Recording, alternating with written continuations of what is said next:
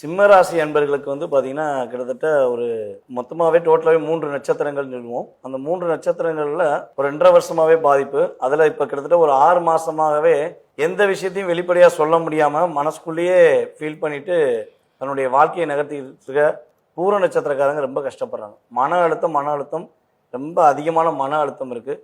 So இந்த மன அழுத்தம் வந்து பார்த்தீங்கன்னா இவங்க பேசும்போது ஒரு வார்த்தையை விட்டுட்டாங்கன்னா அதை பிடிச்சிக்கிறாங்க. நீ சொன்னனால தான் இது நடந்துச்சுங்காங்க.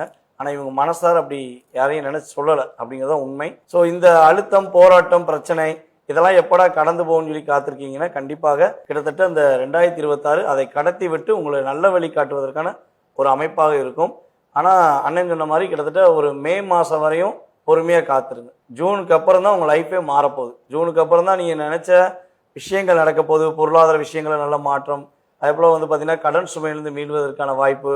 கொடுத்த வாக்கை காப்பாற்றலைன்னா உங்களுக்கு தூக்கமே வராதுங்கிறது எங்களுக்கு தெரியும். ஆனால் உங்கள் கூட இருக்கவங்களுக்கு தெரியல. அதான் பிரச்சனை.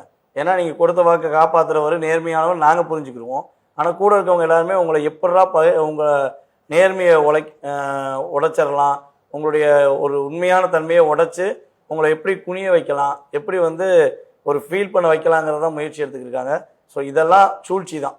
இந்த சூழ்ச்சி எல்லாமே முறியடித்து நீங்கள் வெற்றி பெறக்கூடிய ஒரு அற்புதமான ஒரு வருடமாக இந்த 2026 உறுதியாக இருக்கும்.